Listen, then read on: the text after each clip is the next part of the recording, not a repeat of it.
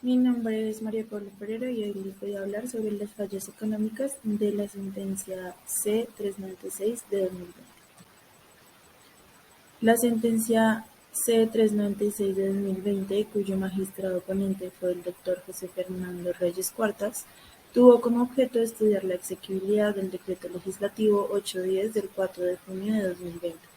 el cual fue creado en virtud del estado de emergencia económico, social y ecológico que declaró el presidente Duque a raíz de la pandemia de COVID-19. Dicho decreto pretende crear un patrimonio autónomo para promover, financiar y apoyar el emprendimiento femenino por medio de aportes del Gobierno nacional provenientes del presupuesto general de la Nación, recursos de entidades territoriales, recursos de cooperación nacional, rendimientos financieros y donaciones tanto del sector público como del privado. Dicho emprendimiento femenino abarca únicamente empresas ya constituidas con enfoque femenino que requieren de medidas de reactivación productiva o económica, iniciativas empresariales o unidades productivas de mujeres que aún no están formalizadas, mujeres trabajadores de empresas que estarían en riesgo de perder sus empleos y empresas que incorporan en su cadena de valor a mujeres, ya sea como proveedoras o comercializadoras. Lo anterior se encuentra respaldado en que el 70% de las mujeres están empleadas en sectores mayoritariamente afectados por la pandemia, tales como comercio, turismo, hotelería y servicios.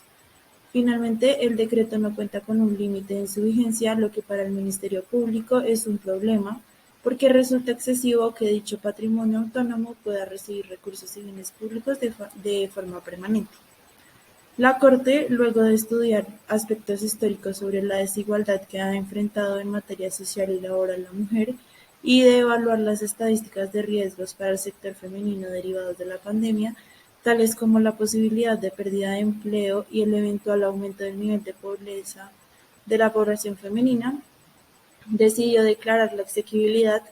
del decreto legislativo al considerar que cumple con los fundamentos tanto normativos y constitucionales y que responde a un mecanismo necesario e importante para mitigar las consecuencias económicas del país. Dicha decisión se basó en los siguientes aspectos. Primero, que el 60% de las mujeres trabaja en la economía informal, economía que se vio afectada por la cuarentena. Segundo, que las mujeres sienten con mayor rigor las consecuencias de las cuarentenas, los cierres de las empresas y la suspensión de actividades en ciertos sectores económicos. Tercero, que los emprendimientos femeninos, que constituyen el 50% de los emprendimientos colombianos, dejaron de ser rentables. También que las empresas lideradas por mujeres tuvieron problemas durante la pandemia para crecer y mantenerse en el mercado y que además el Estado debe reactivar económicamente a los emprendimientos femeninos dado la desigualdad que ha tenido que sufrir la mujer a lo largo de la historia. Bueno, en cuanto a las fallas microeconómicas, encuentro que este fallo jurídico limita y reduce el número de empresas que pueden acceder al mecanismo que implementó el decreto examinado, puesto que estuvo de acuerdo con que dicho mecanismo fuese exclusivo de las empresas lideradas por mujeres, desconociendo que las empresas lideradas por hombres también se vieron fuertemente afectadas por la pandemia, debido a que las cuarentenas y en general la crisis sanitaria del COVID-19 no afectó únicamente a la población femenina. Además, tanto el decreto como la Corte justifican esta diferenciación en que el 70% de los trabajadores de los sectores más afectados por las crisis fueron las mujeres, desconociendo a ese 30% de hombres que laboraban en esos sectores y que también se vieron afectados por esta crisis nacional. Adicional a ello, la Corte establece que era un mecanismo necesario e importante porque el 50% de emprendimientos femeninos se estancaron debido a las crisis, lo que quiere decir que aproximadamente otro 50% de emprendimientos que no tienen liderazgo femenino y que probablemente también pudieron crecer durante la pandemia fueron completamente ignorados por la medida implementada por el gobierno y respaldada por este fallo.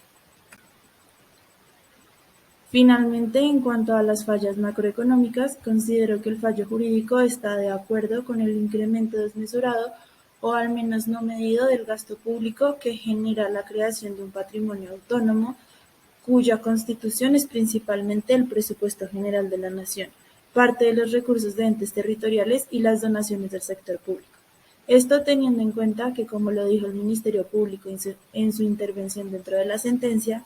El no limitar la vigencia del mecanismo instaurado por medio del decreto legislativo permite que dicho patrimonio autónomo reciba de manera indefinida recursos y aportes públicos, lo que desde mi punto de vista es excesivo y que genera un incremento no medido del gasto público y que además podría llegar a ser una cortina de humo para que personas corruptas se queden con parte de ese presupuesto a costas de supuestos aportes a dicho mecanismo. Gracias.